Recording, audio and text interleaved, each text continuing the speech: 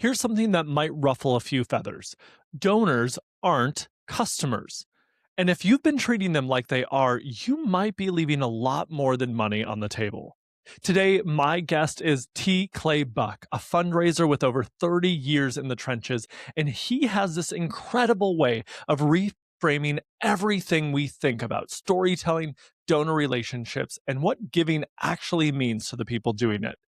This conversation genuinely got me thinking differently and got me super excited for Clay to keynote Well Told, the nonprofit storytelling conference, which is happening April 30th in Fargo and streaming live online. Grab your spot at welltoldconference.com. I'm Max Crangan, and this is Tell Well the podcast. Now let's get into this great conversation with my new friend and yours, T. Clay Buck.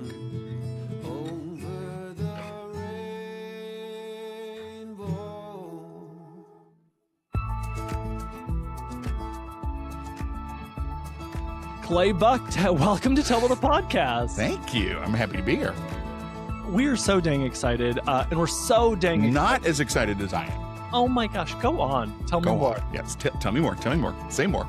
We're excited to have you here for Well Told, the nonprofit storytelling conference happening April 30th, 2026 in beautiful Fargo, North Dakota, and streaming live online around the world. And I'm curious, you've never been to Fargo before, right? I have never been to Fargo. No, I've never been to North Dakota.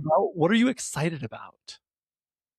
I don't even know. I don't know what to be excited about. I mean, well, as cheesy as it sounds, I am always excited about being with nonprofit people in other communities. Because I love hearing what people are doing and how they're doing it, what the community is like and what's going on. And North Dakota, Fargo, I know has a very particular community and a particular. So I'm excited about that. I don't know. I'm just looking forward to being there. I think you forgot the most important one, meeting me. Sorry. Yes. Just kidding. That was assumed and understood.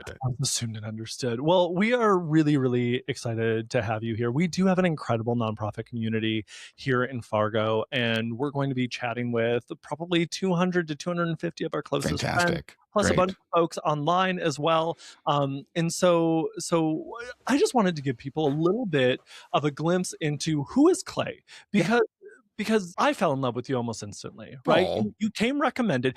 What's funny, I don't know if you do this on purpose, but like when you AI, like who should be speaking at a nonprofit storytelling conference, your name is actually the number one name to come up on all of them. Really? Yes. So I don't know if you did that on purpose. No, I'm not smart enough. I'm not an AEO expert yet, or whatever it is, answer engine optimization. AEO, yeah, no, I'm barely even an SEO expert, so. You know what? The AI bots love you. And so, when the world collapses, you'll probably be safe. But what's funny is either a good thing or you just called me like the cockroach of fundraising. Like, after a nuclear, like the cockroaches will still be around. I'm not sure. It could have gone either way. New tagline, right? We'll workshop that and come back to it. But no. But I think what's funny is I actually skipped by you, right? I skipped by the top 2 or 3 folks. I know. I was like, there's just no way. They're not going to want to come to Fargo. They're not going to want to do X, Y, and Z. But then about the 4th time that you were recommended, not by the AI, but by real people, I was like, I gotta reach out to this human. Who the hell is he? And I'm so glad you did. And then we got to meet or we didn't get to meet in person, but we met virtually. And that was so lovely. And so I just want to give people a little glimpse into what can they expect from Clay as we're jumping into it. So, I mean, thank you for sharing all of that with me. I, of course, have no idea because I just throw things out there, right? So there is no curated persona, or it's just all top of mind, like whatever is on my mind at the moment. So anything that is landing online or anything that people are saying is just because I kind of am what I am, right? And I've sort of reached a stage in my life and my career where like, you know what? I just am. And I have tried for so long to be something else and I can't. So it's just, so that's sort of what you can expect from me. I mean, I've been fundraising a long time. I started my career in 1990, for heaven's sake, and spent a lot of time in performing arts nonprofits. I spent some time as a consultant at a large firm. I spent time, and I've held just about everything from database admin to chief development officer to you name it, which is the least interesting thing about me. But I have this like really weird and different perspective because I've sat in different seats and I've been on both sides of the equation and I've been in different communities and seen different types of organizations. And I love this work. I think this work is so important. I think fundraisers do incredible, amazing, hard things with very little resources. And more and more, I believe that fundraising is much more than we give it credit for. Hmm. That it really is about the best of humanity. It really is about fostering and developing generosity, which is a basic human need that we all have. And it's taken me a while to get here, but isn't this a cool thing that we get to do? We get to sit in the middle and tell stories about things and situations and people that need help to the people that can and want to help. And then we get to bring all that together and maybe just make our little corner of the world a little better and a little brighter. And that's important and needed. And I think stories are the heart of that. So, yeah, that's me. I love that's a great introduction. And I think Again, I just threw it out like it just top of mind based on what you said. So there's no like planning or, yeah. I appreciate The sessions that we do will be planned, yes, and curated and intentional, but I might go off on tangents. I hope so. I Good. think Okay. I do think like the gold is like when we like meander off a little bit and we're working. I don't have time for, forgive me for interrupting you. I don't have time anymore for should heads. Yes. And I don't need anybody telling me what we should be doing. And I'm not interested in telling anybody what they should be doing. I'm interested in telling you what you could be doing. I'm interested in telling you what's happening out there that you can learn from and perhaps take some from. But your situation is different than my situation is different from their situation. You put 5 fundraisers from similar organizations in the room. You got 5 very different cultures and organizations. And isn't cram it into a shoe and make it fit. It's about being flexible and dealing with humans and people and messiness. So let's talk and figure out what we can learn from what we've done into the best solution for everybody. Amen. And you never need to apologize for interrupting me because I interrupt people a lot, so I appreciate that. So okay, the one of the things that we connected about right away was this idea that organizations will oftentimes kind of like stop themselves from being able to share their own story because they're convinced that they don't have as powerful of a story Uh-huh. or their Yep. storytelling Yep. isn't as easy as Correct. XYZ, right? Yep. If they don't have pets, if they don't have kids, if they don't have cancer, right? Like if they don't have those three, then my story is much, much harder to tell. Correct. And that's one of the first big things that we're going to be talking about at Well Told. That's actually how we're starting the day. Yep. So can you just give us a bit of a primer and like what are you thinking about as you're thinking about that topic? There's a number of things, because I believe we stand on the shoulders of giants, and we've had practitioners and thought leaders and theorists that have come before us and have built this body of knowledge that we lean on and that we learn from. And historic best practice has been a sad face raises more money than a happy face, the tearjerker story, right?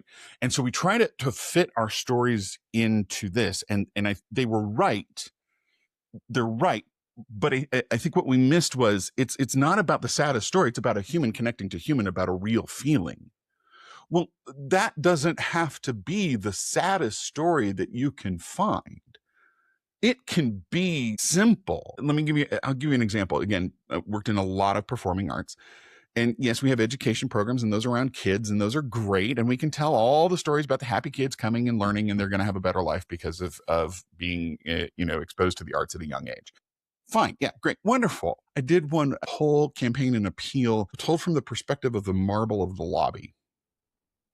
And the marble of the lobby, which was this very specialized marble that was meant to look like and to resemble this other performing arts space, told the story of all the people that had crossed its floors and the actors that had come through its doors. I mean, it went like gangbusters because it was what we were trying to do was connect something that everybody was familiar with. I know what that lobby looks like. I know what it's like to stand in that lobby and wait for the show to start. Right. And I had never thought to look at the floor. It had never crossed my mind that I'm standing in the same place that, some Broadway star like Kristen Chenoweth had stood, and it was intended to connect. So our stories don't always have to be this difficult sob story. They just have to connect human to human. And that can be simple. It can be quiet. It can be beautiful in the midst of ugliness. Tell the story of the volunteer at the hospital. Tell the story. Donors, I'm finding more and more donors love stories about program people, because if we're asking people to join with us in this mission, which is what fundraising is, right? Let's get out of solicitation mode and into invitation mode and invite people to be a part of this mission with us. Well, who are they partnering with? They're partnering with the person that's delivering it, right? Tell the story of the program people that are out there every day. We did one for a homeless organization that was about the woman. There's a team of women that go out every day and connect with people who have said, no, I don't need help, but they're living on the street. So clearly they do. But we told the story of how they don't force, they don't cajole, they build trust. It goes slowly, and who those people are and why they do. And donors are like, I had no idea that's what it was like. So yeah. So you're asking a simple question, and right, there's a lot to it. I think the fundamental point is stories can be quieter and simpler and more beautiful than we think. They don't have to be tearjerker, rip your heart out. It can be just quiet and perfect and beautiful. Mm. That idea of a quiet story, Mm-hmm. and even the idea that how do we look at something from a slightly different angle? That Mm-hmm. isn't necessarily a victim mentality, isn't the saddest kid mentality. That is, I think it's a super fun perspective Mm-hmm. to challenge ourselves to do. And so, as you think about how we do that on a daily basis, do you have any like tips, tricks? Yeah. Or do we not give them away yet? Because you Yeah. got the well told to actually learn more about it. But um, at the because key the way we think of things and the way we view things and approach them is informed by how we think of them. Mm. So I think we have to adjust a couple of key points in the way that we're taught or the way we learn as nonprofits, which is that we, the nonprofit, are experts doing great things and it's about us, funded by the wealthy, funded by people with money, funded by people that can, who are doing good in the world, and the beneficiaries are victims of the problem. I think if we can simply change our framing of how we think of that we are a nonprofit, therefore we have to raise money. There are many nonprofits that don't have to. Bravo you, wonderful. But most nonprofits do have to raise some money, whether that's the majority of their budget or whatever, right? So we have to raise money. We have to be governed by a volunteer board, right? So these are things that we have to do. We were founded to solve a problem, which is what a mission is. So we're in this mix. We've got the donors and the board leadership over here, and then we've got the beneficiary. This is a three-legged stool of equality. We all have our role to play. None is better or more important than the other. The beneficiary is the most important, right? right? The recipient of the mission and the community that they're a part of is, of course, the most important, but we all have our role to play in that. If we can reframe how we think of that on a daily basis, and it's hard because there's so many places that push us into this mode or that mode or this mode, but if we start to really think that we are all in this together, the donor has their role to play, we the nonprofit have the work to do, the beneficiary's job is to receive and go through the program or whatever it may be, receive the service and the mission, we are all doing our jobs and we frame our stories from that perspective, I think that shifts how we think it and how we view it.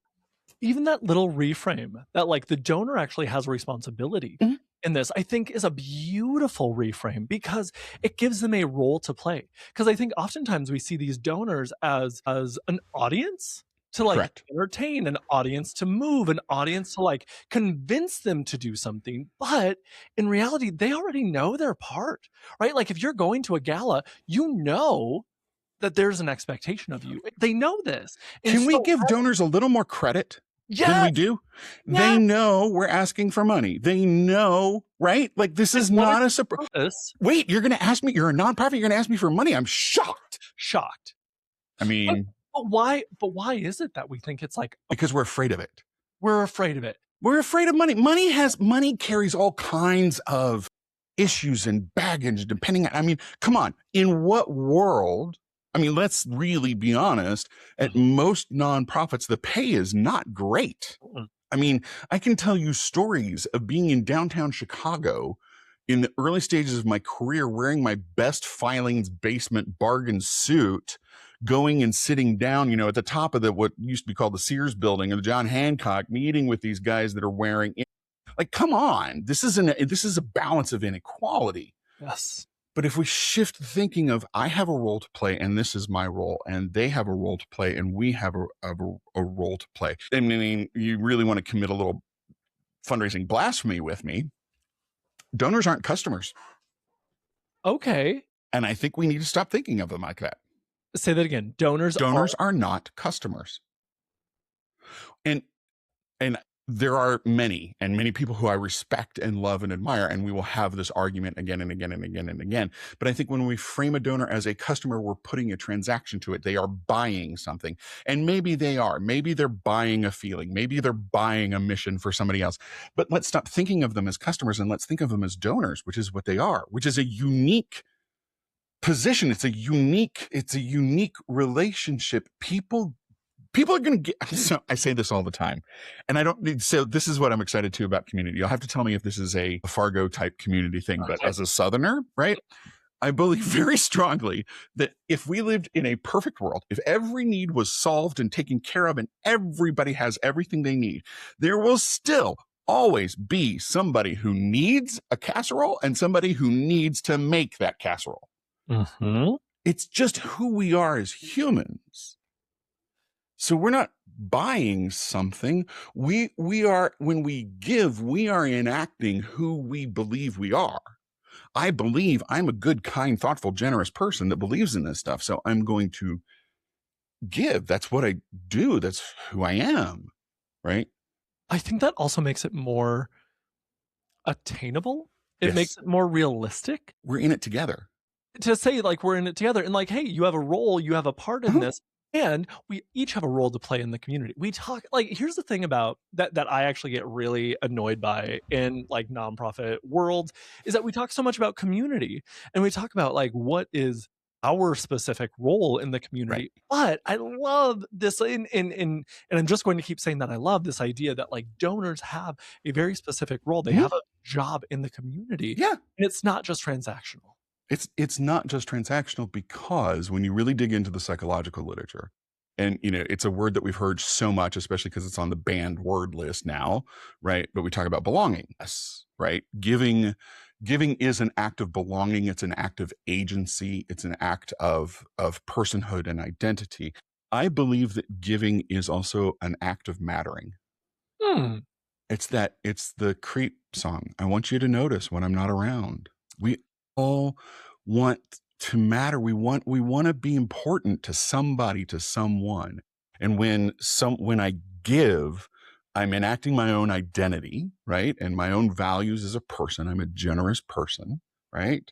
And I'm giving to say, I hope that this matters to you. I hope this matters to the beneficiary. I hope this matters to the community. I hope this, do I matter, right? And how often do we drop the ball to say, like, we don't acknowledge that you do matter? We don't, like, have that reciprocity to say, like, hey, you do matter. You were a part of this mission. You are a part of this mission. And I think we talk a lot about it as it, for us, in our kind of 4-part funnel, because everybody has a 4-part funnel. But for ours, that last one is remind people that you love them, so that way they remember that they love you too.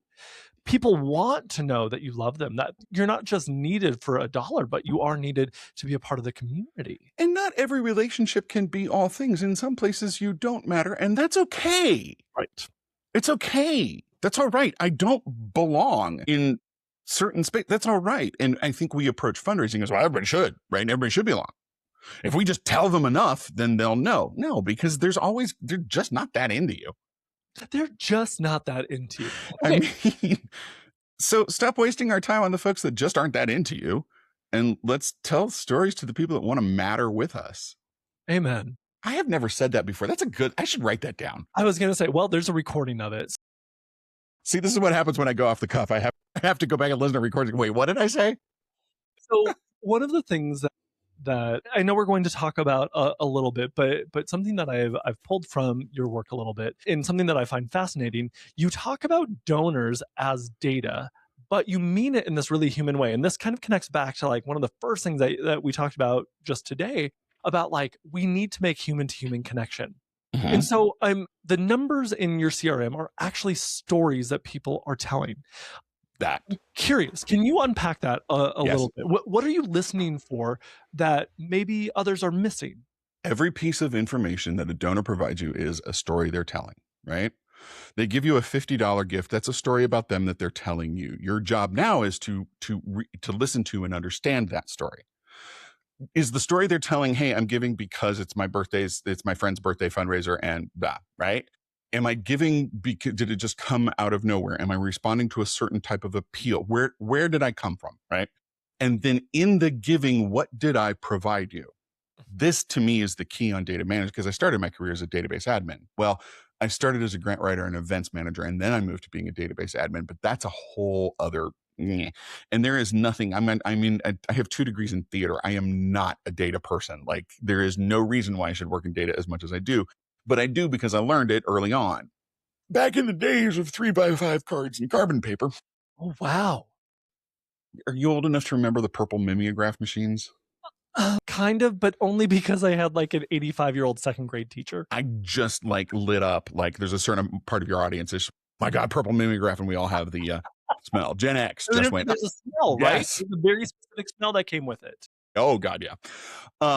Where was I going with this? Oh, donors are data. Every piece of information that they provide is a part of their story. So the information that they provide you, right? So somebody makes a $50 gift online and they give you their email address because they have to, because you have to process the card, but they don't opt in. They don't respond to anything else. Like, that's all you got. But somebody who gives you their name, their phone number, their address, who fills in all of that information, somebody who shows up to events, somebody who fills out a form, somebody who checks a box and says it's right.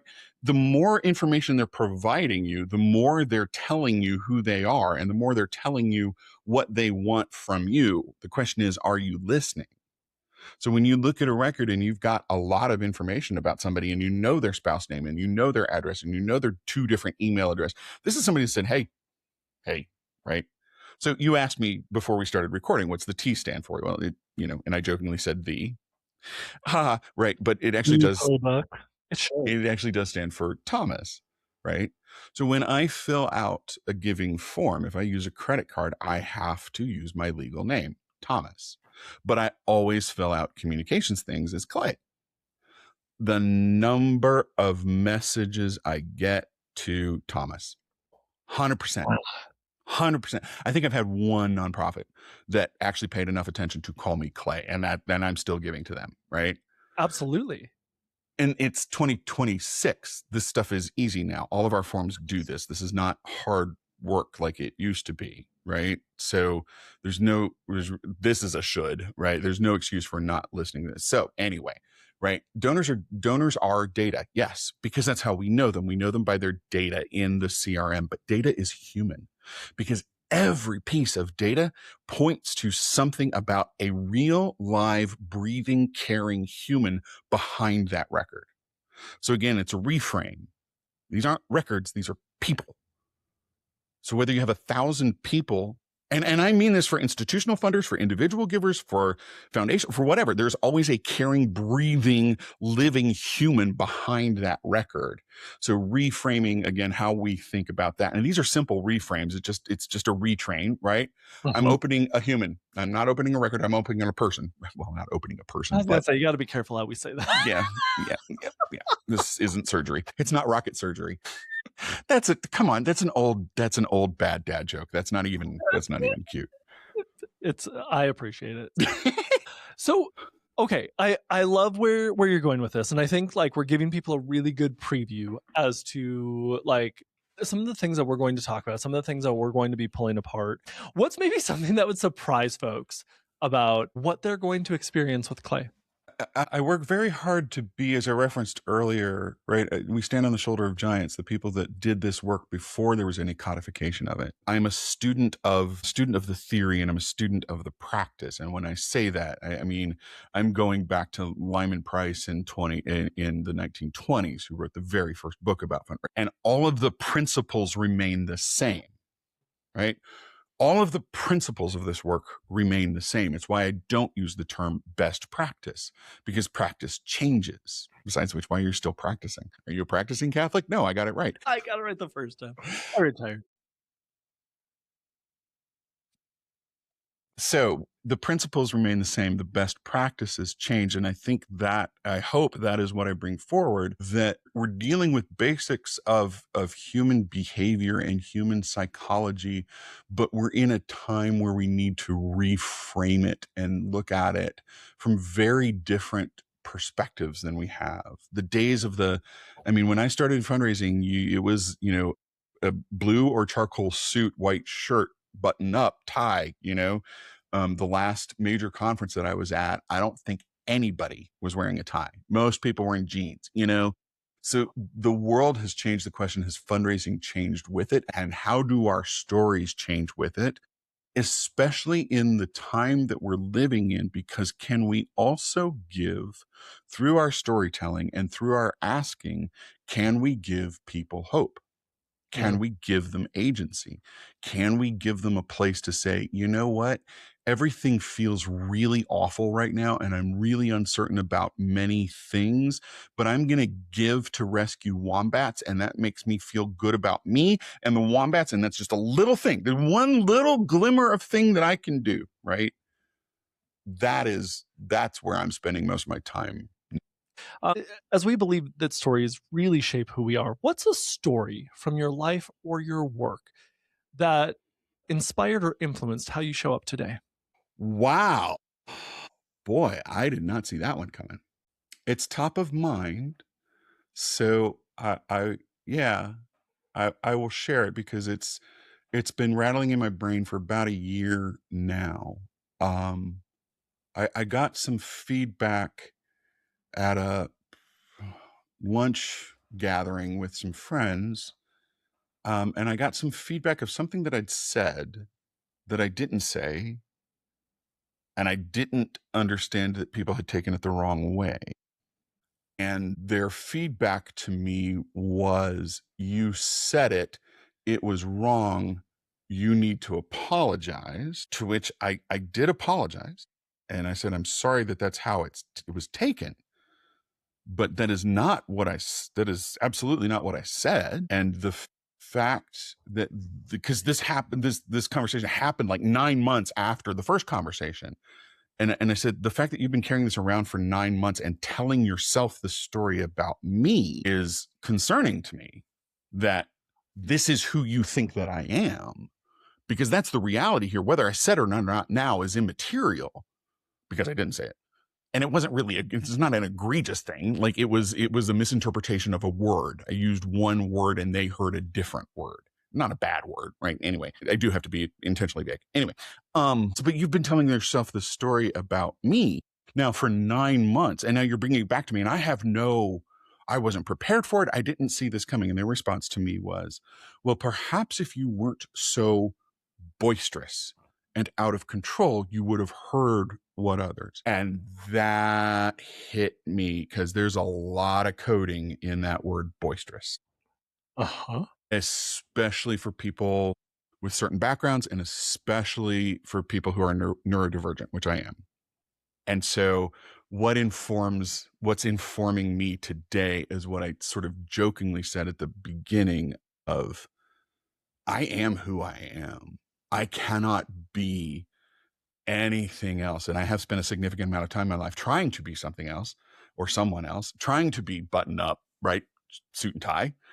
And that's not me. And so I have sort of consciously decided, when I walk into spaces, this is who I am. This is what you get. And if this isn't what you signed up for, then, and I'm telling this story about me, but I'm also saying it to anybody else who has been told they are not enough or they are too much. Mhm. Okay, well, then you need different people. And it's taken me a long, long time to learn that and to absorb it and hear it. But if I'm too much for you, or if I'm not enough for you, because I am enough and you are enough, we are all enough, right? That got a little deeper, I think, than you meant it to, but that's what's on my mind. That's exactly how deep we meant it. Because I think that those are the types of things. Story is beyond just like inviting somebody into a narrative, telling, a funny, quippy story, or getting somebody into a sob song. The reality is story is what helps us connect to the world. It's where we can find our place.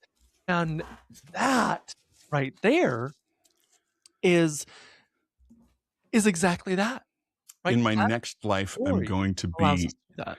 sorry, in my next life, I'm going to is how we survived. If we look back to, right, hunter gatherer and what we know from cave drawings. So like the cave drawings, right? Mhm. We talk about these cave drawings and they really are some of the first recorded story. The thing that I find fascinating is these cave drawings aren't like you're walking along a field. Oh, look, there's a cave and you walk in. Oh, look, right? No, they are back and down and you have to, even 10,000 years ago, you would have had to, right? So the theory is this is where the tribe, where the group gathered during the winters to survive the winter. So story is how we connected. Story was the first gift, Mm. right? And who told the stories? The shamans, right? The mystical, right? Who is this mystical man that can take mud and dirt and spit and draw on a wall and it's going to last, 10,000 years and tell us this vivid story of, our two tribe members who were killed by a bull, right? So story was the first gift. It's primeval to us, and it is how we relate. And everyone will receive a story telling their own story in the process. Ooh. Amen. Oh, that's a good one. Yes, absolutely. What's one simple good thing that you would leave people with? This could be a bit of inspiration, a tip, a trick. There's a creator on TikTok and YouTube, and I'm sorry that I don't have her name in front of me. I should. And perhaps we could add it to the show notes or We something and a should link certainly to her because I'd really, really like to shout her out and give her credit. Well, for Black History Month, she's doing a whole series on forgotten recipes, talking about Black recipes that have been made that have been forgotten over time. And she's making them. And she says at the beginning, she's really funny. She says at the beginning, and I'm making them to see if they should have been forgotten, right? Well, I watched one of her videos the other day, and she was making something called chicken mull, M-U-L-L, right? Okay. And I'm not going to get this exactly right, so I do want to include a link to her YouTube, her TikTok, so that others will go and watch her and listen to her describe it. But a chicken mull was an event held in Black churches and communities in the late 19th, early 20th century. And it was a community gathering where people come and bring, right, food and put it into a pot and it would cook, slow cook, braise, right, all day. And then they would sell bowls of this chicken mull, and that would raise money for the church to do things that the church needed to do. Churches in late 19th century in the South, right, these are community centers. They're providing food, they're providing shelter. They're, like it's not just our Sunday go to church. Like this is the center of community. And she says in her video, she says, it's mutual aid in a bowl.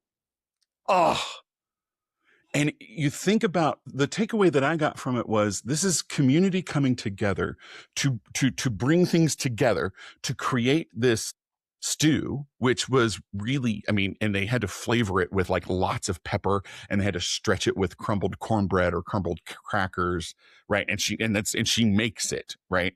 And it's the community coming together, bringing this to make this thing that is then sold to serve the community. And isn't that what we're doing in fundraising?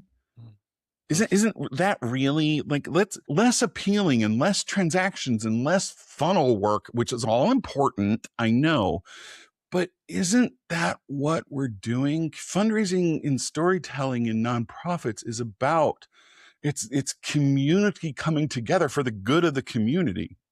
So perhaps we need to mull generosity a little more. That's a great quote. Clay Buck, our keynote for Well Told, the nonprofit storytelling conference, coming up on April 30th in Fargo and worldwide on Worldwide. the internet. I mean, as two bald fundraisers, right? We can relate to Mr. Worldwide, right? You're dang right. Clay, if folks want to connect with you or Mhm. Next River, where do they do that? So either on my website, nextriverfundraising.com, or on LinkedIn, T. Clay Buck on LinkedIn. So either one. Awesome. Clay, thanks so much for being Thank a part you. of Well Told. Thanks for being on Tell Well the podcast. I'm so wait. dang excited to meet you in person and give Me you a too. real life squeeze. And thanks for all the incredible work you do to connect communities and story. My thanks to you. This is a phenomenal community, a phenomenal work that you're doing. I'm just happy to be a little part of it.